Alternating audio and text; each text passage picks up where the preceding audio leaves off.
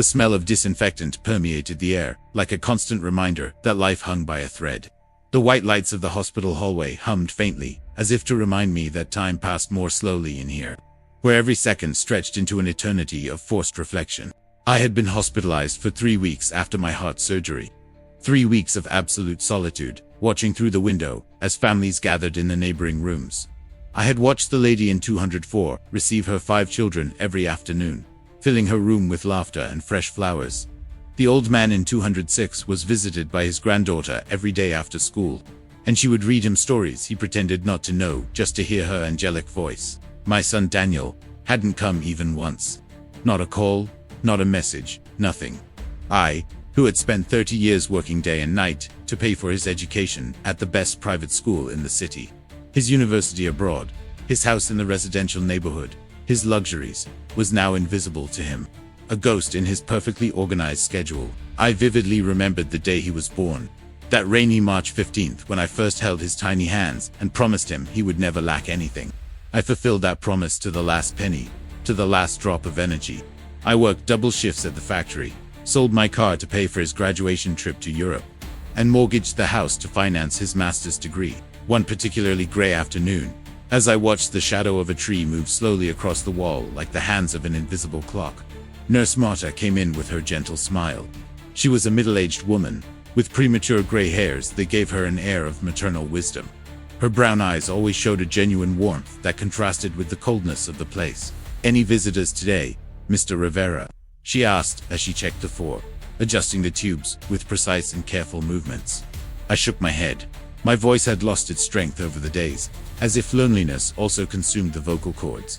"No one is coming," I murmured, feeling how those 3 words weighed more than all the machines connected to my chest. She looked at me with a mixture of compassion and contained anger. Her lips tightened slightly, a reaction I had seen before. I knew, from casual comments from other nurses, that my son lived only 15 minutes from the hospital. I also knew he had a flexible job that allowed him to leave whenever he wanted. But above all, I knew he had no valid excuses for his absence. "Sometimes people need time to process things," Marta said, although her tone didn't sound very convincing. "A father's illness can be very difficult for the children." I wanted to smile at her kindness, but tears threatened to betray me. Instead of answering, I simply closed my eyes and pretended to sleep until I heard her footsteps fading down the hall. The nights were the worst. The constant beeping of the machines was my only company, a mechanical metronome marking the rhythm of my loneliness. In those infinite silences, my mind traveled inexorably to the past, rewinding decades of memories like a movie only I could see. I vividly remembered the Saturday mornings when Daniel was 8 years old. I would wake up before dawn to make breakfast and take him to his soccer games. He would run across the field with that infinite energy only children have, and I would shout from the stands as if it were the World Cup. Afterward, he would fall asleep in the back seat of the car, hugging his best effort trophy, and I would carry him to his bed, careful not to wake him. I also remembered the homework nights. I, who had dropped out of school at 14 to work and help my widowed mother, would stay up late trying to understand high school math so I could help him. I bought used textbooks and studied in secret during my work breaks, determined not to be the father who couldn't answer his son's questions. The times I stopped buying new clothes for 2 consecutive years to pay for his school trip to Buenos Aires. While my coworkers made fun of my worn-out shoes and my mended shirt, I would smile thinking of Daniel's excited face when I gave him the news. The day I sold my motorcycle, my only personal luxury, to pay for the English classes he wanted so much.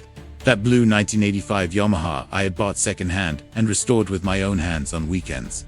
Daniel never knew I went without my own transportation for 6 months, taking the bus to work so he could speak fluent English. But above all, I remembered the day I hugged him, when he received his acceptance letter to the National University.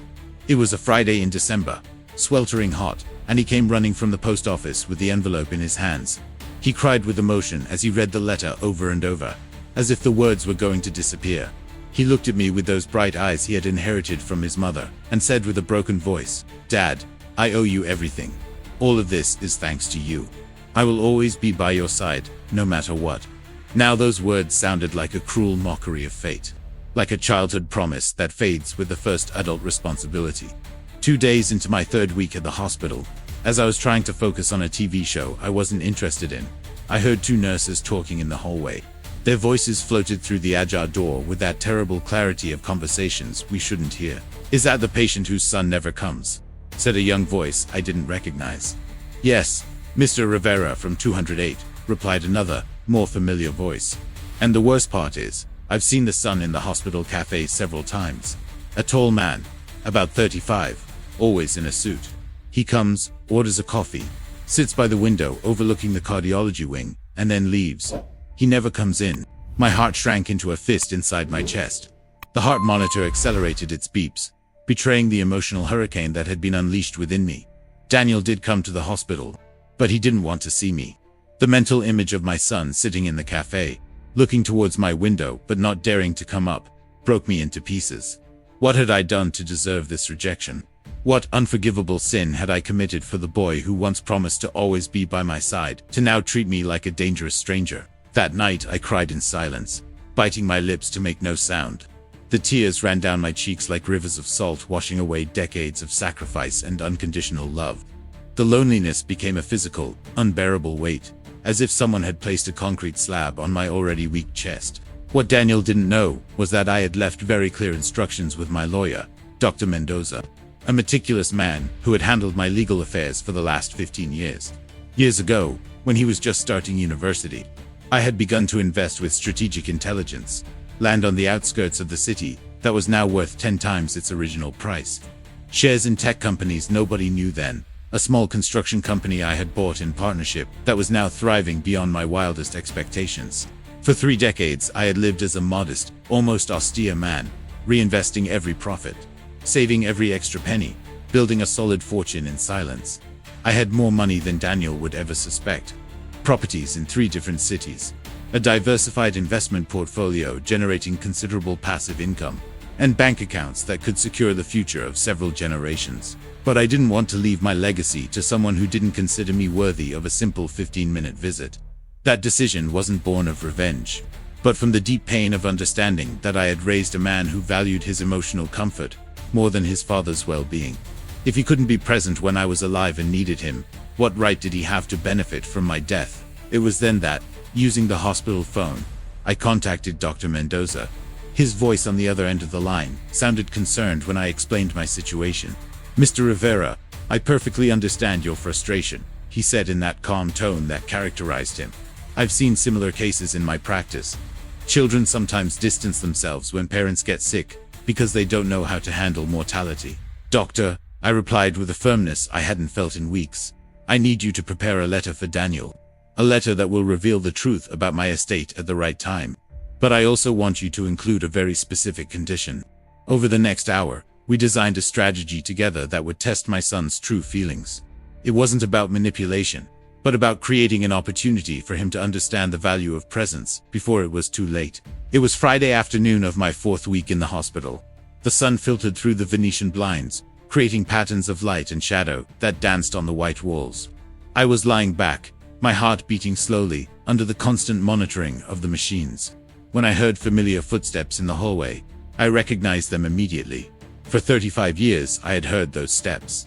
First running through the house as a child, then walking with the confidence of a teenager, then with the haste of a late university student, and finally, with the measured rhythm of a successful adult. The door to my room opened slowly, as if the very air was afraid of what was about to happen. Daniel came in. He hadn't changed much since the last time I saw him, 6 months ago, on his birthday. He was still tall and elegant, with that bearing he had inherited from his mother and the determination in his jaw that was all mine.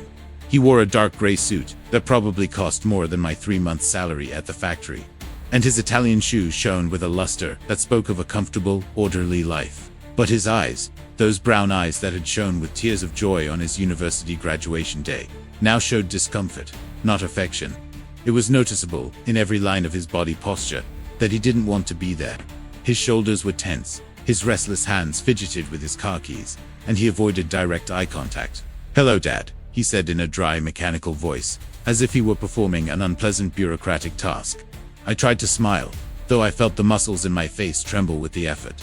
I had imagined this moment for weeks, had mentally rehearsed different versions of this conversation, but I had never anticipated how painful it would be to see the coldness in my own son's eyes. "I thought you had already forgotten about me," I said. trying to maintain a light tone that wouldn't betray the emotional storm brewing inside me. He looked towards the window, towards the tree whose shadow I had been watching for days. Anywhere but at my gaunt face and hopeful eyes. "I've been busy," he replied, as if that generic excuse could magically erase 28 days of total absence. As if busy was a valid justification for abandoning your father in the hospital after heart surgery. Nurse Marta chose that moment to enter the room. Her eyes moved quickly between Daniel and me, and I could see her expression harden slightly as she assessed the tension in the air.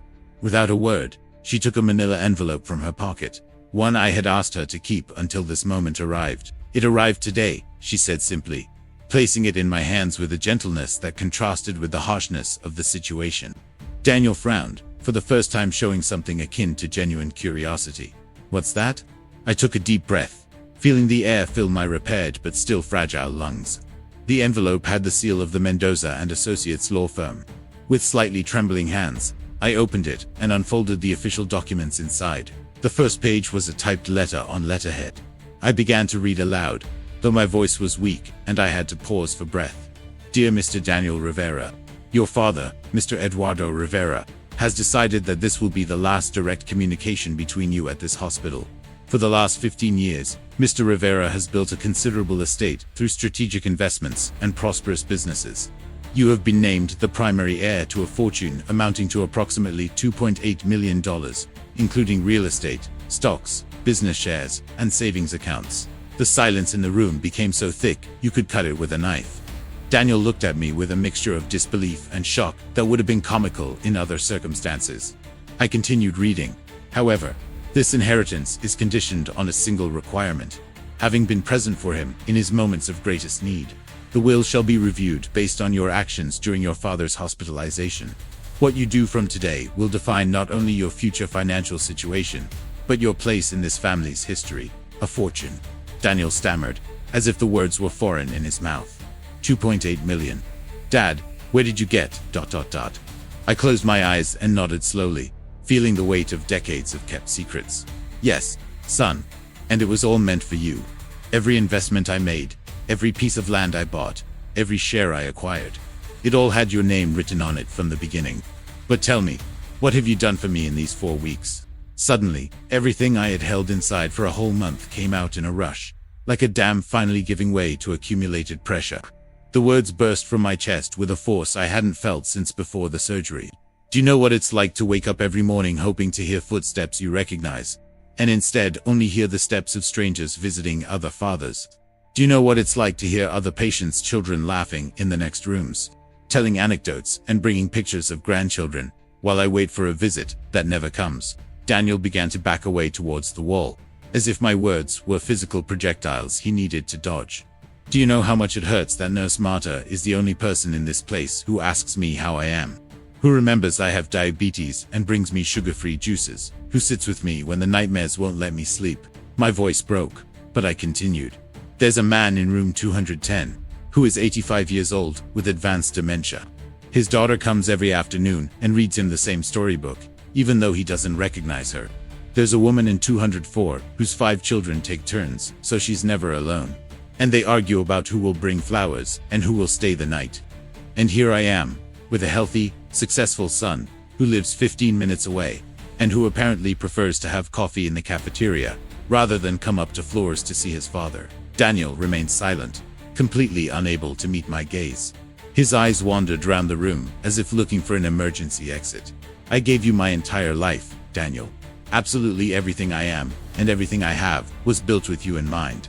I worked double shifts for 15 years, not to buy luxuries for myself, but to secure your future. I sold my motorcycle, mortgaged the house, wore mended clothes for years, all so you would never know what need meant. And now, when all I needed was a little of your time, a little of your presence, you treated me like an annoying stranger in your perfect schedule." Tears were now streaming freely down my cheeks, and I no longer cared to hide them. Nurse Marta had quietly left the room, but I could feel her presence in the hallway, probably keeping other visitors away to give us privacy. "Do you know how many nights I stayed awake when you were little? Not because you were sick, but because I wanted to make sure you were breathing. How many times I walked to your bed just to watch you sleep and remind myself why every sacrifice was worth it." Daniel collapsed into the chair next to the bed, his previously erect posture now completely slumped. His hands covered his face, and I could see his shoulders begin to shake. "Dad, I didn't know this meant so much to you." His voice sounded muffled behind his palms. "I thought you were fine. The doctors said the surgery was successful. I thought you just needed to rest. I thought you didn't really need me. ... His voice broke completely, and when he finally took his hands away from his face, I could see tears streaming down his cheeks. "The truth is, I was scared to come. I didn't want to see you ... weak. I didn't want to see the machines, hear the beeps, face the reality that you might not be around forever." I looked at him with a mixture of sadness and understanding that surprised even myself. For the first time in a month, I could see the scared child behind the successful adult. "It wasn't me you were afraid of, Daniel," I said in a softer voice. "It was yourself. Your own mortality reflected in mine. Facing the possibility of losing something before you had fully appreciated what you had. That's the kind of fear we only face when we truly love someone." He lowered his head, completely ashamed. "I'm a coward, Dad. I'm a damn selfish coward." "No," I replied, extending my hand towards him. "You're human, and sometimes humans need a scare to remember what truly matters." The following days brought a transformation that I myself had not anticipated. Daniel began to visit me not just every day, but he would arrive early in the morning and stay late into the night. He had taken a temporary leave from his job, something I knew cost him a considerable amount of money. He would arrive with a newspaper and fresh coffee, not from the hospital, but from that Italian cafe near his office that he knew I liked. He helped me walk through the hallways, holding my arm with infinite patience. As I slowly regained strength in my legs, he had even started bringing my favorite foods: meat empanadas from the bakery in the neighborhood where I grew up. Homemade dulce de leche he bought from an elderly woman who sold it at the municipal market. The doctors and nurses noticed the change immediately. Dr. Herrera, the cardiologist in charge, commented during one of his rounds that my recovery had accelerated noticeably. Since I started receiving regular visits, the patient's emotional state is crucial in these cases, he explained to Daniel while checking my vital signs. Social isolation can delay cardiac recovery by up to 30%.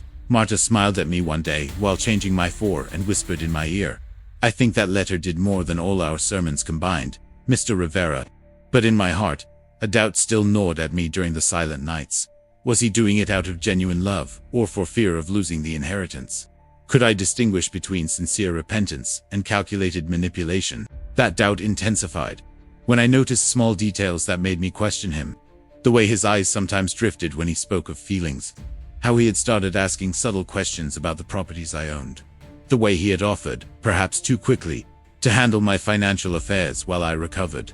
A week after our first encounter, while Daniel was helping me eat the vegetable soup he had brought from home, we received an unexpected visit. Dr. Mendoza entered the room with his black leather briefcase and that serious expression he adopted when dealing with important legal matters. Daniel tensed immediately. I could see his muscles contract and his breathing become slightly faster. "Good morning, Mr. Rivera," the lawyer greeted with his characteristic professional courtesy. "I hope you are feeling better." "Dr. Mendoza," I replied, "thank you for coming. I think it's time to clarify some pending matters." The lawyer nodded and took a manila folder from his briefcase, similar to the one that had contained the first letter. He opened it carefully and extracted several documents that he placed on the side table. "Mr. Daniel Rivera," he formally addressed my son. "Your father asked me to prepare a second communication to be delivered exactly 1 week after the first. With your permission, I will proceed to read it." Daniel looked at me with a mixture of anxiety and confusion. I simply nodded, giving Dr. Mendoza permission to continue. The lawyer cleared his throat and began to read in that slow, clear voice he had perfected over decades of legal practice. "Daniel, if you are hearing this letter, it means you have spent a full week visiting your father in the hospital. The original will I mentioned in the first communication was, in fact, modified. Your inheritance no longer depends on specific conditions related to your behavior during my illness." Daniel exhaled audibly, and I could see the tension leave his shoulders. But the lawyer continued, "However, you now have to make the most important decision of your adult life. You have to decide if you want to be a part of my life without expecting anything in return. If you want to visit me, care for me, and love me simply because I am your father, not because I represent future financial security." The silence in the room became palpable. Daniel stared at me with wide eyes, processing the implications of what he had just heard. The true legacy I can leave you is not measured in dollars or properties. It is the lesson that love cannot be postponed. That human relationships cannot be treated like bank accounts that remain untouched until we decide to use them. Time is the only truly irreplaceable gift we can give to the people we love. Daniel broke down in tears. Not discreet or controlled tears, but deep sobs that seemed to emerge from the depths of his soul. He knelt beside my bed, took my hand in his, and squeezed it with a desperation I hadn't felt since he was a small child with nightmares. "Dad, I'm sorry. I'm so sorry I don't have enough words to express it." His voice broke in multiple places. "I don't want anything of yours. I don't want your money. I don't want your properties. I don't want anything material. I just want you to forgive me. I just want a chance to be the son I should have been from the beginning." I looked at him for a long time, studying every line of his tear-streaked face. I had waited for this moment for weeks, had imagined different versions of this conversation, but reality surpassed any script I could have written in my mind. His tears were sincere. I felt it in every fiber of my being. There was something in the quality of his pain, in the way his whole body trembled with the weight of regret, that convinced me I had finally found the son I had raised, the boy who had promised to always be by my side. I stroked his hair like when he was 8 and came running to me after a lost soccer match. His hair now had some premature gray streaks, a consequence of the stress of his professional life. But to me, he was still the same boy who had once fallen asleep in my arms after a storm. "Son, I have always forgiven you," I said in a voice that for the first time in weeks sounded strong and clear. "Even when I was angry, even when I felt abandoned, even in the darkest moments of these 4 weeks, I never stopped loving you. I just needed you to understand what it truly means to love someone." At that moment, as if my own body had been waiting for this reconciliation, the heart monitor's rhythm changed from irregular to a steady, calm beat. My blood pressure, which had been dangerously fluctuating for weeks, normalized. It was as if even my physical heart had calmed down as my emotional heart healed. Dr. Mendoza watched the scene with a discreet smile. He had witnessed many family dramas throughout his career, but he had rarely seen such a deep and genuine reconciliation. "If you'll allow me," he intervened gently, "I'd like to add something else. Mr. Rivera, your father asked me to prepare one last document." He took an additional sheet from the folder and handed it to me. "This is the final and definitive version of your will," I told Daniel as I held the document. "It has no conditions, no tests, no manipulations. It simply reflects what was always true. That everything I built in this life was with you in mind. And that regardless of what happens between us, you are the most important person in my world." Daniel hugged me then, careful not to disconnect any of the machines, but with a strength that spoke more than any words. I could feel his heart beating against my chest, and for the first time in a month, I didn't feel alone. Weeks later, I was discharged from the hospital. Daniel not only came to pick me up, but he had prepared my house for my return. He had hired a part-time nurse for the first few days, had filled the pantry with all my favorite foods, and had installed support bars in the bathroom to make my recovery safer. But more important than all those practical preparations, he had framed a photograph he found on my desk, a picture of the two of us when he was 12, at a soccer game where he had scored his first goal. In the photo, he's hugging me as I lift him off the ground, both of us smiling with a joy I had forgotten existed. He placed it on the living room table, next to a note that read, "Dad, I want us to remember all the good times we had together, and create many more." The first few days at home were a revelation. Daniel would come every morning before work, not because he had to, but because he genuinely wanted to. We had breakfast together while reading the newspaper, and for the first time in years, we really talked. Not about work, not about obligations, not about errands, but about life. He told me about his fears of becoming a father one day, about how the pressure of his job had distanced him not only from me but from all the important relationships in his life. He told me about a woman named Sophia with whom he had been dating for 2 years, but whom he had kept at a distance for fear of commitment. "I think I was afraid of failing you as a son, and that made me think I would fail as a husband and a father too," he confessed one morning while we shared coffee. "But now I understand that love isn't something you can postpone until you feel ready. You either give it now, or you risk losing it forever." One afternoon, 3 weeks after my return home, Daniel arrived with a beautiful woman in her 30s, with intelligent eyes and a warm smile that immediately reminded me of my wife, Maria, who had passed away when Daniel was 18. "Dad," Daniel said with a nervousness I hadn't seen in him since he was a teenager, I want to introduce you to Sophia. She is very important to me, and I wanted you to meet her." Sophia came over and gave me a spontaneous hug, as if we were already family. "I've heard so much about you, Mr. Rivera," she said with a sincerity that touched my heart. "Daniel has told me what you went through together in the hospital, and I wanted to tell you that I greatly admire the way you raised your son. He may have taken a slightly long path to get here, but he is the most loving and dedicated man I know." That night, after they left, Daniel stayed a little longer to help me with my evening medication. As he organized the pills in the weekly pillbox, he said without looking at me directly, "Dad, I asked Sophia to marry me last week. She said yes." My heart filled with a joy I hadn't felt in years. "Son, that's the best news I've received since I left the hospital. But there's something else," he continued. "We want a simple, intimate wedding, just close family and friends. But more than that, we want you to help us plan it. Sophia says that a wedding without the blessing and active participation of the groom's father isn't really a complete celebration." Over the next few months, planning the wedding became our shared project.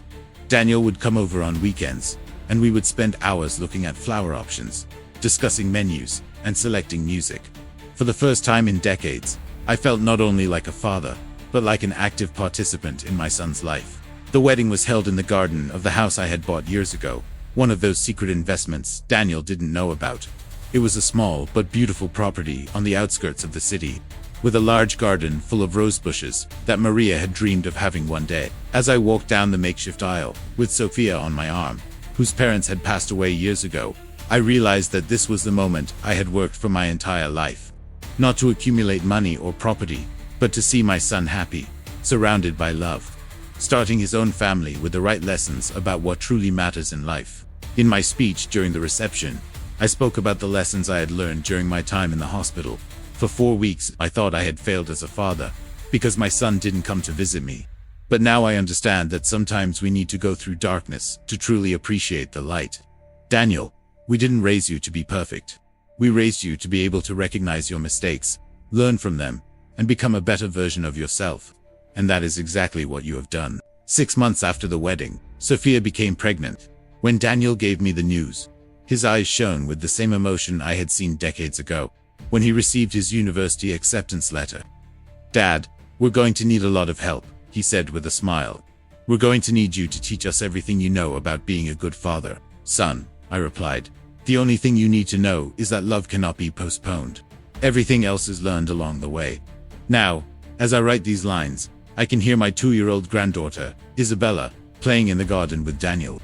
She carries my last name and the bright eyes of her great-grandmother, Maria. Daniel has become the kind of father I always knew he could be.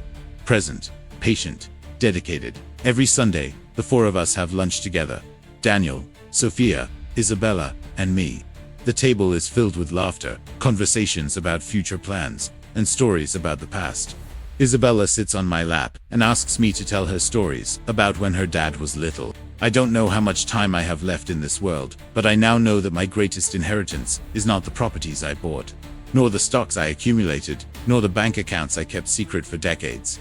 My true inheritance is this lesson that Daniel now fully understands: that love cannot be postponed, that the time we let pass never returns, and that presence is the most valuable gift we can give to the people we love. Yesterday, while Isabella was napping in my arms after Sunday lunch, Daniel told me something I will forever engrave in my memory.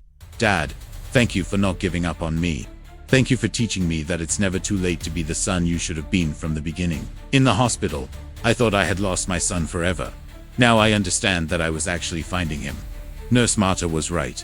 That letter did more than all the sermons in the world.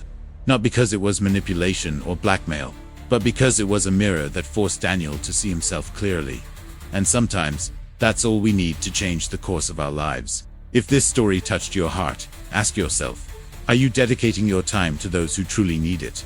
Have you postponed important calls, pending visits, necessary conversations, waiting for the perfect moment that may never come? Love is not a bank account that remains untouched until we decide to use it. Love is like time. Once it's gone, it doesn't come back.